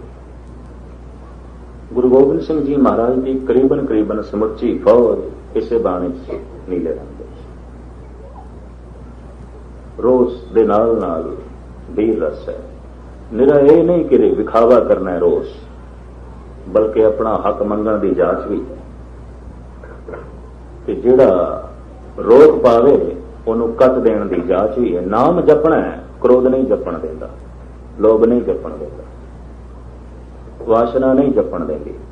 ਸਾਹਿਬ ਕਹਿੰਦੇ ਇਹਨਾਂ ਨੂੰ ਜਿਹੜਾ ਕੱਟ ਦਿੱਤਾ ਹੈ, ਟੁਕੜੇ ਕਰ ਦਿੱਤਾ ਹੈ, ਅਸੀਂ ਨੀਲਾ ਰੰਗ ਪਹਿਨੇ। ਵਿਕਾਰਾਂ ਨੂੰ ਕੌਣ ਕੱਟੇਗਾ? ਕੁਝ ਤੇ ਹਿੰਮਤ ਚਾਹੀਦੀ, ਤੇ ਜੋਧ ਮਹਾ ਬਲ ਸੂਰ, ਕੁਝ ਤੇ ਸੂਰਮਾਪਣ ਚਾਹੀਦਾ, ਕੁਝ ਤੇ ਹਿੰਮਤ ਚਾਹੀਦੀ ਹੈ, ਕੁਝ ਤੇ ਜੁਰਤ ਚਾਹੀਦੀ ਹੈ। ਤੇ ਬਾਹਰ ਜ਼ਾਲਮ ਨਾਲ ਕੌਣ ਟੱਕਰ ਲਵੇਗਾ? ਜਿਹਦੇ ਅੰਦਰ ਬੇਰਸ ਹੈ, ਜਿਹਦੇ ਅੰਦਰ ਰੋਸ ਵੀ ਹੈ, ਜਿਹੜਾ ਕਹੇ ਮੈਂ ਨਹੀਂ ਪ੍ਰਵਾਨ ਕਰਨਾ, ਮੈਂ ਨਹੀਂ ਕਬੂਲ ਕਰਨਾ। ਜਿਸ ਵਕਤ ਔਰੰਗਜ਼ੇਬ ਨੇ ਇੱਕ ਹੁਕਮ ਸਮੁੱਚੇ ਭਾਰਤ ਨੂੰ ਸੁਣਾਇਆ, ਔਰ ਇਹ ਹੁਕਮਨਾਮਾ ਹਰ ਸ਼ਹਿਰ ਵਿੱਚ ਸੁਣਾਇਆ ਗਿਆ ਵੀ ਜਿਹੜਾ ਹਿੰਦੂ ਹੈ ਉਹ ਸਿਰ ਦੇ ਉੱਤੇ ਪੱਗ ਨਹੀਂ ਰੱਖ ਸਕੇਗਾ। ਮੁਗਲ ਰੱਖਦੇ ਸਨ ਤੇ ਇੱਜ਼ਤ ਦੀ ਨਿਸ਼ਾਨੀ ਸੀ। ਇਹ ਉਤਰੀ ਕਦੋਂ? ਦਸਮ ਗ੍ਰੰਥ ਦੇ ਵਿੱਚ ਲੰਬੀ ਚੌੜੀ ਵਾਰਤਾ ਕਿਸੇ ਵਕਤ ਫਿਰ ਅਰਜ਼ ਕਰਾਂਗਾ। ਔਰ ਕਹਿ ਦਿੱਤਾ ਕੋਈ ਵੀ ਹਿੰਦੂ ਸੀਸ ਤੇ ਕਲਵੇ ਵੀ ਨਹੀਂ ਰੱਖ ਸਕਦਾ, ਕੋਈ ਹਿੰਦੂ ਗਲੇ ਵਿੱਚ ਮੋਤੀਆਂ ਦੀ ਮਾਲਾ ਵੀ ਨਹੀਂ ਪਹਿਨ ਸਕਦਾ, ਕੋਈ ਹਿੰਦੂ ਘੋੜੇ ਦੀ ਅਸਵਾਰੀ ਵੀ ਨਹੀਂ ਕਰ ਸਕਦਾ, ਕੋਈ ਹਿੰਦੂ ਘਰ ਦੇ ਸ਼ਸਤਰ ਵੀ ਨਹੀਂ ਰੱਖ ਸਕਦਾ, ਔਰ ਕੋਈ ਹਿੰਦੂ ਝਟਕਾ ਵੀ ਨਹੀਂ ਕਰ ਸਕਦਾ। ਝਟਕਾ ਕਰਦੇ ਸਨ ਰਾਜਪੂਤ। ਔਰ 3000 ਸਾਲ ਤੋਂ ਇਹ ਸ਼ਬਦ ਪ੍ਰਚਲਿਤ ਸੀ। ਅਜੈ ਸਿੰਘ ਰਾਖਿਓ ਰਜੀ ਪੁੱਤਰ ਨਾਮ ਹੈ, ਰਜੀ ਦਾ ਪੁੱਤਰ। ਰਾਜੇ ਜਨਮੇਜੇ ਦੀ ਇੱਕ ਗੋਲੀ ਸੀ, ਦਾਸੀ। ਉਸ ਦਾਸੀ ਦੇ ਕੁੱਖ ਤੋਂ ਜਨਮ ਹੋਇਆ ਜਿਸ ਬੱਚੇ ਦਾ, ਉਸ ਨੂੰ ਆਖਿਆ ਗਿਆ ਰਜੀ ਪੁੱਤਰ। ਰਜੀ ਕਹਿੰਦੇ ਦਾਸੀ ਨੂੰ, ਨੌਕਰਾਣੀ ਨੂੰ, ਰਜੀ ਪੁੱਤਰ। ਰਜੀ ਪੁੱਤਰ ਤੋਂ ਸ਼ਬਦ ਚੱਲਿਆ ਰਾਜਪੂਤ। ਰਜੀ ਪੁੱਤਰ, ਦਾਸੀ ਦੇ ਪੁੱਤਰ, ਨੌਕਰਾਣੀ ਦੀ ਔਲਾਦ, ਰਜੀ ਪੁੱਤਰ। ਰਜੀ ਦਾ ਜਿਹੜਾ ਪੁੱਤਰ ਸੀ, ਦਾਸੀ ਦਾ ਜਿਹੜਾ ਪੁੱਤਰ ਸੀ, ਰਾਜੇ ਜਨਮੇਜੇ ਨੇ ਉਸ ਦਾ ਨਾਂ ਰੱਖਿਆ ਅਜੈ ਸਿੰਘ। ਉਸ ਦਿਨ ਤੋਂ ਸਿੰਘ ਸ਼ਬਦ ਦੀ ਪ੍ਰਥਾ ਚੱਲੀ, ਗਾਲਬਨ ਅੱਜ ਤੋਂ 2500 ਸਾਲ ਪਹਿਲੇ। ਅਜੈ ਸਿੰਘ ਰਾਖਿਓ ਰਜੀ ਪੁੱਤਰ ਨਾਮ। ਮਹਾਭਾਰਤ ਦੇ ਇਸ ਦਾ ਬੜਾ ਜ਼ਿਕਰ ਹੈ, ਜੋ ਗਾਥਾ ਰਿਸ਼ੀ ਵੇਦ ਵਿਆਸਨੀ ਨੇ ਲਿਖੀ ਹੈ। ਔਰੰਗਜ਼ੇਬ ਨੂੰ ਇੱਥੋਂ ਵੀ ਚਿੜ ਹੋ ਗਈ ਵੀ ਕੋਈ ਹਿੰਦੂ ਆਪਣੇ ਨਾਮ ਦੇ ਨਾਲ ਸਿੰਘ ਨਹੀਂ ਜੋੜ ਸਕਦਾ। ਸਿੰਘ, ਸ਼ੇਰ, कतई नहीं। और कोई हिंदू झटका नहीं कर सकता, शस्त्र नहीं रख सकता, घोड़े की सवारी नहीं कर सकेगा, सीस पे कलगी नहीं ला सकेगा और सिर पे दस्तार भी नहीं बन सकेगा। और कोई हिंदू संस्कृत नहीं पढ़ेगा, फारसी पढ़ेगा, अरबी पढ़ेगा। लगदा औरंगजेब की वो दिती हुई जिहड़ी बंदिश सी हिंदुस्तानियों की कई थां ते खून दे रच गई है कि एक अरबी मनुख जिथे भी जाए, दो अरबी इकट्ठे हो जान अरबी च बोल दें, दो चीनी इकट्ठे हो जान चीनी च बोल दें, दो जर्मन इकट्ठे हो जान जर्मनी विच बोल दें। साडे देश विच भी दो बंगाली किधरे इकट्ठे हो जान बंगला विच बोल दें, मराठे इकट्ठे हो जान मराठी च बोल दें, दो पंजाबी इकट्ठे हो जान पंजाबी बिल्कुल नहीं बोलते। इत्थों पता चलता है गुलाम ने और गुलामी खून विच रच गई। तेरी कोई अपनी बोली नहीं, वो क्यों नहीं बोलता? जब दुनिया विच बाकी दे मनुख किधरे भी दो इकट्ठे हो जान, एक प्रांत दे एक मुल्क दे अपनी बोली च बोल दें, तैनू की हो गया? और ਜਿਹੜੇ लोग कहते हैं प्रॉब्लम है, खाक है प्रॉब्लम। मैं कई मुल्कों में देखा जिथे चीनी ने उन्होंने अपनी दुकानों के उत्ते जिहड़े साइन बोर्ड भी लिखे अपनी भाषा च लिखे, नहीं पढ़ते तो ना पढ़ो, नहीं दूसरा ग्राहक आंदा तो ना आवे, अपने ते आएंगे। इतना कौमी जज्बा अपनी बोली के उत्ते मर मिटदे। मलेशिया के, थाईलैंड के, सिंगापुर के मैं देखा अपनी बोली, अपनी बोली नाल प्यार, अपनी बोली नाल गल। ये गुलामी की निशानी है, बहुत वड्डी निशानी। और गुलामाना ज़हनियत टपक टपक के कहती है। खैर हुक्म कर दिता कोई हिंदू भारतीय भाषा नहीं पढ़ सकेगा, एक बंदिश ला दी। कहन जे आ जड़ा हुक्मनामा एक एक शहर में जिस वक्त सुनाया गया तो आनंदपुर साहब की चोटी तो गुरु गोबिंद सिंह जी महाराज ने ललकार के एक सदा बुलंद की थी, ऐ औरंगजेब के ओदे एहलकारो सुन लो, मैं शीश पे कलगी लावांगा मेरे सिख भी लाएंगे, मैं दस्तार बन्नांगा मेरे सिख भी बन्नांगे, मैं घोड़े की सवारी करांगा मेरे सिख भी करेंगे, मैं गले विच मोतियां दी माला पहनांगा, वरना मोतियां दी माला नाल सतगुर दा की शौक ते कलगी नाल की शौक। सिर्फ औरंगजेब दे हंकार नूं तोड़ना सी, ओदी विचारधारा नूं गलत साबित करना सी। मैं मोतियां दी माला पहनांगा मेरे सिख भी पहनणगे, मैं झटके की प्रथा नूं जारी करांगा मेरे सिख शस्त्र भी रखणगे, मैं एक हुक्म भी तेरा मनण नूं तैयार नहीं। और इतिहासकार किसी वक्त मैं थोड़े सामने रखांगा, लाला दौलत राय ने, अला यार खां जोगी ने खुद मन लिया इस गल नूं कि हुक्मनामा किधरे आनंदपुर से भी जारी हो जाता और आनंदपुर भी इसकी लपेट विच आ जाता तो हिंदुस्तान का जिहड़ा प्राचीन धर्म है कदों का गंगा च डुब जाता, रहना नहीं सी। इत्थे किसी ने ललकार मारी उन्हां उच्चियां चोटियां नहीं, इन्हां विचों एक भी हुक्म मनण नूं मैं तैयार नहीं। मैनू रोस है इस हुक्म ते मेरा रोस नहीं, जिथे जिथे हुक्म लागू होगा इस हुक्म नूं मैं कटांगा। तो वीर रसवी तलवार लेके अगों आ गए बादशाह, बला चाड़ गई दरमिया आमदम, बतद बीरो तीरो तो फंग आमदम। ऐ औरंगजेब तो मैनू मजबूर कर दिता है, मैं शस्त्र लेके अगे आवांगा और मैं नहीं चलण देंगा। जब इस तरह की हालत मन की बने तो फिर अंदर काले रंग की धारी बनती है, नीले रंग की धारी बनती है। ऐसा मनुख बाहरों नीले रंग तो बहुत प्रभावित होगा, काले रंग तो बहुत प्रभावित होगा। इस चक्कर च कभी ना पैना कि काला रंग कोई मौत का रंग है, इस चक्कर च ना हो। श्रोमणी कमेटी दिल्ली कमेटी ने हुक्म कर दिता है कि जिस दे दस्तार काले रंग की नहीं है वो गुरु की तेज से कीर्तन नहीं कर सकते। शीशगंज और दरबार साहब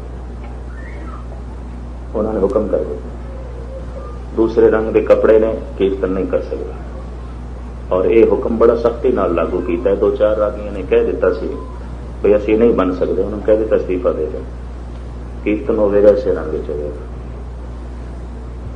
और कुछ भाई कान सिंह जी तवारीखी सबूत मुहैया किए गए कि साहिब गुरु गोबिंद सिंह जी महाराज के नाल जिहड़े रागी सन अक्सर थां थां ते कीर्तन करते सन, वो किधरे आम संगीतकार नहीं सन। उन्होंने अंदर नीले रंग की धारी सी, काले रंग की धारी भी सी, जोश भी सी, होश भी सी। नीली सियाई कदा करनी पैरण पैर ध्यान। साहब कहने मैं काले रंग के कपड़े भी पहन ले, हुण अंदर रोस नहीं ते अंदर बेल रस नहीं ते बाहरों बंदा काला रंग पहन ले जरूर पखंड है, फिर पखंड है, कोई रोस ही नहीं। कबूल कर लेना जिहड़ा अनर्थ है तू उन्होंने कबूल करी जाए। गुरुद्वारे जिहड़ा अनर्थ होवे उन्होंने ग्रंथी कबूल कर लवे। गुरुद्वारे जिहड़ा अनर्थ होवे उन्होंने कोई धार ग्रंथी कबूल कर लवे। गुरुद्वारे जिहड़ा अनर्थ होवे उन्होंने कोई धार्मिक प्रचारक कबूल कर लवे। और गुरुद्वारे जिहड़ा अनर्थ होवे उन्होंने प्रबंधक भी कबूल कर लेना। मुर्दा ने मरे कुछ भी नहीं, न काला रंग है न नीला रंग, मुर्दे ने। ते मुर्दियां ने सुत्तियां नूं की जगाना जिहड़े आप ही मुर्दा ने, बिल्कुल ही मर गए। खुफ्ता खुफ्ता के कुनद बिदार। हाफिज का कहना है किसी सुत्ते नूं जगाउण वास्ते जागया हुआ मनुख चाहिए। खुफ्ता खुफ्ता के कुनद बिदार। जो सुत्ता हुआ है सुत्ते को किस तरह जगाएगा? सुत्ते नूं जगाउण वास्ते जागया हुआ मनुख चाहिए। ते हाफिज नूं कह दईए सुत्ते की तो गल छड़ो, जो मुर्दा हो वो की जगाएगा? तो मैं घूम फिर के देखा कई सुत्ते नहीं, मुर्दे ही ने, मर गए। की खाक जगाना? मर गए बिल्कुल। कहण मात्र गुरुद्वारियां दे प्रबंधक मुर्दा बिल्कुल मर गए, एक लाश की तरह ने।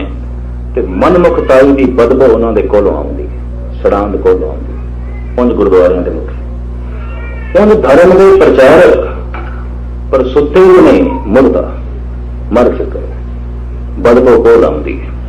खुफ्तारा खुफ्ता के कुनद बिदार। तो मैं इस तरह जब अंदर कोई बीर रस नहीं ते अंदर रोस भी नहीं ते बाहरों काला कपड़ा पहन लेना जरूर पखंड है। बाबा फरीद के अंदर बड़ी निर्माणता है, क्योंकि सूफी जितने सन ना, बाबा फरीद वगैरह, हजरत निजामुद्दीन, ख्वाजा मोईनुद्दीन चिश्ती, इस तरह सरमद वगैरह, ये चोटी के सूफी संत होए ने, ये काले कपड़े पहनते थे।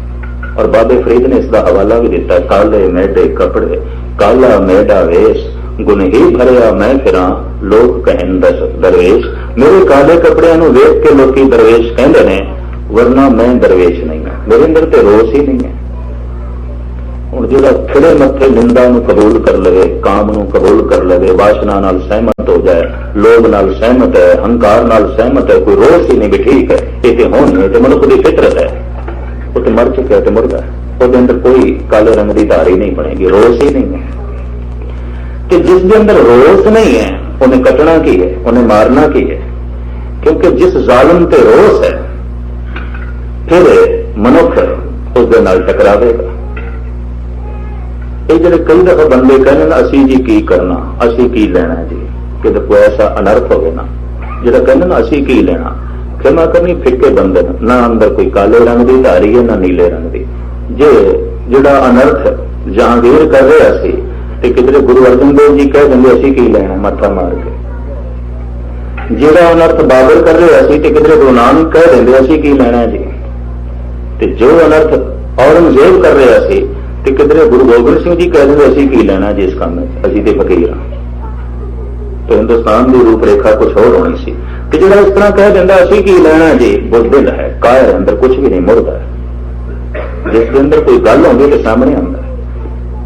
भगत कभी नहीं झुके जालम दे को, इतनी मैं अर्ज कर रहे हैं, भगत कभी नहीं झुके अनर्थ दे को। ते जो अनर्थ दे अगों झुक गए ने, मन मुक्ताई दे अगों झुक गए ने, उत्थे कुछ भी नहीं, मुर्दा है। वो सुते भी नहीं, मुर्दा, मर चुके। साहिब गुरु नानक देव जी दी पंक्तियां मैं थोड़े सामने रख रहा। बाबर नाल एवें नहीं मत्था मारिया, ये ठीक है, तलवार बाहरों गुरु नानक ने नहीं पहनी, पर अंदर पूरी तलवार है रोज की, बीर रस की, पूरा टक्कर लैन को तैयार है। बाबर नाल मत्था मारते ने पूरा, कह दिता बाबर तो बाबर नहीं जाबर है। और पता शब्द की वरते ने मेरे पातशाह ने, पाप की जंज ले काबलों धाया, जोरी मंगे तान वे ला लो। पापियां की जंज लैके आ गए ते हिंदुस्तान नूं तू ढेटा गल समझ लिया, इत्थों की दौलत इत्थों की असमत तू लुटना चाहना है, तू लाड़ा बन गया, सिपाही तेरे बराती ने। एक होर भी अर्ज करते हैं, सुभावक गल भी चल गई तो समा भी हो गया। भैड़ी चीज की तशबीह भैड़ी चीज नाल दिती जाती है ते चंगी चीज की तशबीह चंगी नाल दिती जाती। कभी ये नहीं आख्या जाता भी कमल का फुल पत्थर वर्गा, ये नहीं आख्या जाता। कभी ये नहीं आख्या जाता कि जो सूरज है यह मसिया की रात है। चंगी चीज की तशबीह चंगे नाल, भैड़े चीज की तशबीह भैड़े नाल। हुण बाबर ते बाबर के सिपाहियों की तशबीह गुरु नानक देव जी जंज नाल देंदे ने, बरात। क्या बरात इतनी भैड़ी है कि बाबर नाल तशबीह दी जाए? एक विचारन वाली गल है। इनू रूपक अलंकार कहते हैं। इस सतगुरु ने एक रूप बनया बरात का, जंज का। तो जो रूपक अलंकार हो भैड़ी चीज का जो रूप बन के दिखाया जाएगा किसी भैड़ी चीज नाल, ते चंगी चीज का रूप बन के दिखाया जाएगा किसी चंगी चीज नाल, तो बाबर वाकई जो पापी है, जालिम है, दुराचारी है, तो इसका रूप भी कुछ ऐसा बनाना चाहिए सी। सतगुरु ने बरात का रूप बनाया। एक गल विचारन वाली है, सोचने वाली है। साहित्यिक दुनिया से यह सवाल खड़ा हो जाता है, क्या बरात इतनी भैड़ी है? क्या जंज इतनी भैड़ी है? दरअसल हिंदुस्तान की बरात भैड़ी हो गई सी, हिंदुस्तान की जंज भैड़ी हो गई सी। कहावतां इतनियां कठिया हो गई सन बई 100 भूत इकट्ठे करो तो एक प्रेत बनता है, ते 100 प्रेत इकट्ठे करो तो एक बराती बनता है। कोई काबू चाहता इतने गुरुद्वारे च आ जाए, एक बराती भूतां की तरह नचेगा, गुरु के सत्कार नूं भुल जाएगा, गुरु के अदब नूं भुल जाएगा, गुरबाणी नूं भुल जाएगा। जिवें भूत काबू नहीं आउंदे, बराती नहीं काबू आउंदे। तुसीं लक खपदे रहो, कोई रखदे ने नियम गुरुद्वारे च? इन्ने भूत की नियम रखणगे? किस तरह काबू च रहेंगे? बराती नहीं काबू च रहेंगे। फिर हिंदुस्तान का सिलसिला एक होर खराब हो गया सी। जिहड़ा लाड़ा से उसके अंदर एक लुटण की बिरती होंदी सी, बई मैं धी ते लैनी है ढैटे घरों, ढैटे घरों मैं साजो समान भी लेना, दहेज भी लेना, यह भी चाहिए, नहीं मिले तो खोना है। इस वास्ते साहिबा ने उस बाबर की तशबीह हिंदुस्तान दी बरातां नाल दे दी। ये बरात बहुत भैड़ी हो गई, ये लाड़ा बहुत भैड़ा हो गया, ये बराती बहुत भैड़े हो गए। कोई मर्यादा नहीं, कोई नियम नहीं, कोई असूल नहीं। सुभावक गल चेते अगर मेरे नाल दरबार साहब रिहायत ग्रंथी साहब सन ज्ञानी चेत सिंह जी, असीं एक बरात शामिल होने वास्ते फैजाबाद जाना सी। लखनऊ तो यह बरात चल के फैजाबाद जानी, तो बड़े पतवंते घराणियां की यह बरात, सिख जगत के चंगे चोटी के संत मौजूद सन और उगियां उगियां धार्मिक हस्तियां। जिहड़ा मुखी से इंतजाम कर रहा सी, बसां सन, कारां सन, उस बैठ के सारी बरात जानी सी फैजाबाद। सानू सज्जण कहन लगा, गैनी जी तुसी ते सिंह साहब ते होर जिहड़े तुहाडे नाल साथी ने फलानी कार च बैठ जाओ। सुभावक सिंह साहब होने का ख्याल हो गया भाई इस बस बैठी है, बड़े गुरमुख बैठे ने, बुजुर्ग बंदे बैठे ने, इन्हां नाल बैठ के जांदे। मैं कहा चलो बैठ जांदे। बैठ गए तो जितने बस च बंदे बैठे सन सारे के चेहरे फुक हो गए सानू देख के। मैं भावें कल च कहा उन्होंने, मैं कहा सच बैठन नाल ये सारे खुश नहीं हुए। खैर बस स्टार्ट हुई तो मेरे कन्ना च आवाज पै गई, कंडे कितों आ गए? असीं पीने ही सी, पींदे हो जाना सी, कितों बैठ गए? तो मैं सिंह साहब ने कहा उतरो आपां कार च जावांगे। असीं तो इन्हां नूं गुरमुख समझते सी कि पाप की जंज ले काबल उठाया, जोरी मंगे दान वे ला लो। ये तो सारे बाबर ते बाबर दे सिपाही ने, गुरमुख वाली कोई गल नहीं। देवते घर नूं किसी हद तक इस ढंग के नाल इस्तेमाल करना जिवें हिंदुस्तान में इस्तेमाल किया सी बाबर ने, तो सतगुरु ने इत्थे लाड़े नूं बाबर नाल तशबीह दे दी है। वह भी होश आवाश गवाई बैठा, उन्होंने की होश है भी मैं सतगुरु की हजूरी च किवें बैठना है, किवें जाना है, कख नहीं समझ, बाबर की तरह आकड़े हो जाना है। हिंदुस्तान की तरफ। उस लाड़े नाल जिहड़े साथी आए ने, बराती आए ने, वो भी इंज जिवें बाबर दे नाल सिपाही आए ने। कख नहीं, गुरु की मर्यादा का अदब कुछ भी नहीं। और अक्सर किधरे बरातां दे दास नूं बुला लेंदे ने, बई सिक्ख्या दिओ, ते नाल ये भी कह दिंदे ने ए मुंडा ते कुड़ी पढ़े लिखे ने, कोई बहुत समा ना लेना, थोड़े जिहा वक्त लाना। मैं कि खाक पढ़े लिखे ने, मत्था टेकन की जांच नहीं, गुरबाणी का कोई बोध नहीं। अगर 100 किताबां पढ़िया ने तो गुरु नानक का एक कहना, मूर्ख हां सिर मूर्ख है जो मन्ने ना ही ना। एक महामूर्ख बैठे ने, कौन सियाणे बैठे। दिल में थोड़े चोट लगेगी, पर क्षमा करनी अक्सर बराती के लाड़े बाबर ते बाबर के सिपाहियों के दर्शन आते हैं, और कुछ नहीं। क्योंकि जिहड़ा ये माहौल गुरुद्वारियां का बना देंगे ना, जिथे कथा कीर्तन नाल थोड़ी जी गल पवित्रता की छांदी है, सारी वाइब्रेशन खराब कर देंगे। गलत बोल के, गलत करके, कितना थोड़ा जिहा पाठ करके, जप करके, तप करके, थोड़ी जिहा पवित्र लहरां बनिया, एक बरात आई, सारे खराब हो गए, सब कुछ अनर्थ हो गया। पाप की जंज लै काबलों धाया, जोड़ी मंगे दान वे ला लो। गुरु नानक की जरूरत देखो, है बाबर तू बाबर नहीं जाबर है। हिंदुस्तान में तू ढेता घर समझे, लुटन वास्ते आया। और ये तेरे नाल जो सिपाही ने बराती बन के आए। और जिस वक्त साहिबा नूं ये हुक्म किया बाबर ने, मेरे बच्चे वास्ते अरदास कर, दुआ कर, शायद आपने इतिहास पढ़ा, हुमायूं बीमार सी कई दिन तक। तबीबा ने जवाब दे दिता कि तबीब कहते सन कोई ब्रह्म ज्ञानी अरदास करे, कोई खुदा नाल जुड़े हुआ दुआ करे तो शायद गल बन जाए।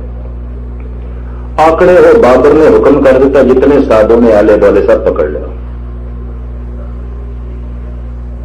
उन्होंने कहने लगा लो दुआ करो। बेचारे डरदे, कई हथकड़ियां लगी उनके दुआ पे करते सन, हथकड़ियां ना अंदर काला रंग ना अंदर नीला रंग। यकीन जानो, गुस्ताखी माफ अनर्थ भरी गल की अगर कोई अरदास कर रहे हो, समझ लो हाथों च हथकड़ियां लगियां और कुछ हथकड़ियां ने, और की उत्थे दुआ करी जाते सन। कई साहिब गुरु नानक की वारी आई, साहिब कहने लगे बाबर इस तरह अरदास नहीं होती, इस तरह दुआ नहीं होती, ये तो दिलों निकले, तो दिलों तो तू ठेस पहुंचाइए, दिलों चो सराध निकल सकता है, दिलों चो दर्द दुआ निकल सकती है, दुआ किस तरह निकलेगी, ऐसी नहीं करनी। साहिब गुरु नानक ने जेल च पा दिता, दुआ करो। सतगुरु कहने कि तू गल नहीं समझिया ही नहीं, दुआ इस तरह नहीं होती। चक्की अगों रख दी, रब्बी कृष्ण वेख के, मौजे वेख के बाबर कदमां ते आके टिके। और खिमा करने इस तरह का मत्था हिंदुस्तान के बादशाह नाल वही मार सकता है जिसके गीत ने नीली सियाही कदा करनी, पैर न पैर ने आन कट देना जालम नो ते विकारा नो। असी काले रंग की पोशाक पहनी है, नीले रंग की पोशाक पहनी है। साडे अंदर रोष भी है, साडे अंदर जोश भी है, मुर्दा नहीं आ, मरे हुए नहीं आ। इस जोश ते होश नूं गुरु नानक लैके चलते हैं, इसे जोश नूं लैके चलते हैं। गुरु अर्जन देव जी जब जहांगीर ने कह दिता 2 लाख मोहरा जुर्माने के रूप में दे दो, इस्लाम संबंधी जितने शब्द ने गुरु ग्रंथ साहब ये कट दो, तो जो कुछ तुसी खुसरो दे नाल कीता है वो शब्द वापस ले लो, जी दुआ की उस वास्ते, तो असी थानू बख्श देंगे। साहब कहने लगे नहीं, मेरे को जो धन है वो तेरे खजाने भरने वास्ते नहीं, धर्म के प्रचार वास्ते। इस्लाम संबंधी जो शब्द गुरु ग्रंथ साहब ने वो तेरे हुक्म नाल नहीं कटे जा सकते। ये सब इलाही ऐलान है, परमात्मा तो आए ने, ईश्वर तो आए ने कि खुसरो वास्ते अगर साडे दिल चो कोई अरदास निकली है वो इंज है कि साडे घर में कोई वैरी आवे, मित्र आवे, कोई आवे, सब नूं लंगर छकाया जाता, सब नूं विश्राम वास्ते थां दित्ती जाती। ये गुरु नानक का घर है, असी उस घर नूं और उसकी परंपरा नूं मुख रख के उसकी सेवा की। साडे घर ठहरे, साडे कोल ठहरे, ਉਹਦੇ वास्ते जो कुछ शब्द कह नहीं वापस ले जा सकते। अंदर रोष ना होवे ते अंदर जोश ना होवे, ये बचन जहांगीर नूं कहे जा सकते सन।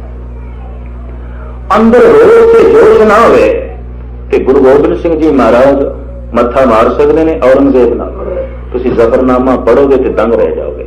साहब ते साफ कहने कि अगर सद कुरान बाहुरी कसम मरा एतबार न यक जर्रा दम। ऐ औरंगजेब, तू दिखाण मात्र हथ दे कुरान रखना है ते पढ़दा है, दुनिया के सामने नमाजी बनने की कोशिश कर रहा है, पर तू 1000 कसमां भी कुरान दियां खाए, मैं भरोसा करने वाला नहीं, तू फरेबी मुसलमान है, मुसलमान नहीं, झूठा है, फरेबी।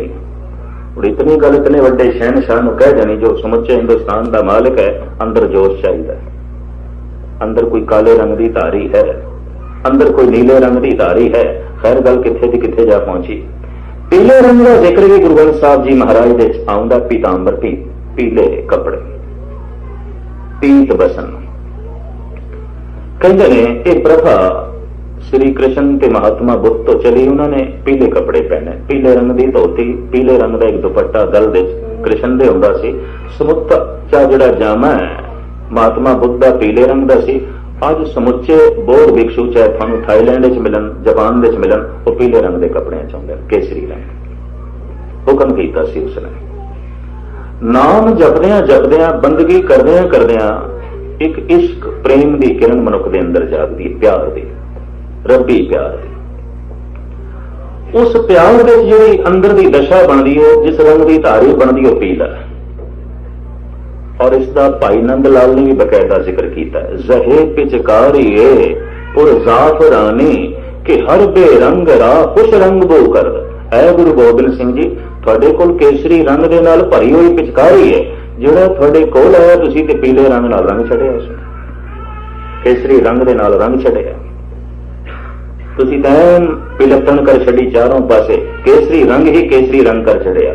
जहे पिचकारिए और जाफरानी, जाफरान केसर, पर्शियन जिसनों जाफरान कहते सैफरन, संस्कृत हिंदी केसर कहते हैं। जहे पुचकारिए और जाफराने के हर बे रंग रा कुछ रंग बो कर। दीवाने गोया दी गालबन 7वीं 8वीं नज़म है, जिहदे भाई साहब कह रहे हैं मेरे बादशाह थोड़े कोल केसरी रंग है, तो जिहड़ा थोड़े बहुत नेड़े आ है उन्होंने तुसीं इसे रंग नाल रंग छड़दे, उन्होंने केसरी रंग दे चलीन कर छड़दे और वो केसर के नाल रंगिया जाता है। गुरु गोबिंद सिंह जी महाराज ने बाद विच धर्म मंदिरां दा जिहड़ा निशान है उहदे वास्ते केसरी रंग चुड़िया। ये रंग है प्यार का, इश्क का, मुहब्बत का, स्नेह का। इस केसरी रंग का मतलब है ये मंदिर प्यार का मंदिर है। इत्थे दुविधा की गल नहीं, वितकरियां की गल नहीं, झगड़े की गल नहीं, कलेश की गल नहीं, ओपरे बेगाने की गल नहीं, ते सांझी गल है केसरी रंग, प्यार का रंग, स्नेह का रंग। अभ्यास नाल ये बकायदा बन जाता है। इस वास्ते वख-वख रंगां दे उत्ते गुरु ग्रंथ साहब जी महाराज दे कई शब्द ने, बड़ी लंबी चौड़ी वजाहत है। साहिब कहने जब मूल रूप विच बंदा धर्मी बनता है तो फिर जिहड़ी रंग की उसके अंदर सुफेरी सतनाम चिट्टा, बहुता समा हुण मैं तुहाडा नाम लवां, धौल धर्म दया काबू, चिट्टा धर्म, सफेद धर्म जो दया का पुत्र है और जिसका पिता संतोख है, जो संतोख तो जन्म है, दया तो जन्म है, धर्म का मूल बीज दया और संतोख। ऐसे मनुख के अंदर वक वक रंग बननगे, कई रंग। इतनी मैं अर्ज करते हैं किसी एक रंग वास्ते सानू हुक्म नहीं, क्योंकि निरा एक रंग नहीं रहता। जिहड़े सिर्फ दया ते खड़े सन, सिमरन ते नहीं, सेवा ते खड़े सन, उन्हां दे अंदर सिर्फ एक रंग बनया। जो सिर्फ सिमरन ते खड़े सन, दया कोई नहीं, सेवा कोई नहीं, उत्थे सिर्फ एक एक रंग बने। सिर्फ एक गुण देते सिख धर्म नहीं खड़ा, सिर्फ एक गल देते नहीं खड़ा भी प्राणायाम ही कर लेने ने, योग साधना ही कर लेनी है, बाकी कुछ नहीं। सिर्फ सेवा ही कर लेनी है तो बाकी कुछ नहीं। अनंत गुणा देते ये धर्म खड़ा है। इस वास्ते एक रंग वास्ते हुक्म नहीं किया। मनुख इन्हां रंगां दे चों जो गुरु ग्रंथ साहब जी महाराज दे आए ने कोई भी रंग चुन सकता। लेकिन मैं इतनी अर्ज करा, अंदर अगर इन्हां रंगां दी झलक बने, कदी लाल रंग, कदी काला, कदी नीला, कदी चिट्टा, कदी पीला, तो समझ लेना बड़ा ही ये मनुख पवित्र है। साहिब गुरु गोबिंद सिंह जी महाराज अपने तन दे उत्ते जो चोला पहनते सन पीला रंग से, और सतगुरु दा महाराज का जो तेल जामा से पजामा वो चिट्टे रंग का सी, जो पुरानियां तस्वीरां मिलियां। सतगुरु देव जी महाराज के सीस का जो दमाला सी उपर वो नीले रंग का सी, चौला पीले रंग का सी, पटने साहब विच पिया। शायद कई ने दर्शन किए साहिब गुरु गोबिंद सिंह जी महाराज का बालपन का चौला। गुरु नानक देव जी महाराज का चौला डेरा बाबा नानक साहब पिया, जिहड़े कदी गए होण दर्शन किया। पहले बादशाह का चौला पिया, भावें लीला लीला हो गया पर पिया। ते गुरु गोबिंद सिंह जी महाराज का चौला भी तख्त श्री हरिमंदर पटना साहब विच पिया, भावें बहुत बिरद हो गया, रंग केसरी है। एक चौला मैं बनारस विच भी देखा साहिबां दा, वो भी करीबन करीबन पीले जामे का, पीले रंग का। फिर नीला ते काला रंग आप सीस ते सजांदे सन, तन दे ते पीला रंग हुंदा सी। गरज की इस तरह के रंग नाल आप दा स्नेह प्यार, आप दियां मनोबिरतियां दा प्रगटावा सी।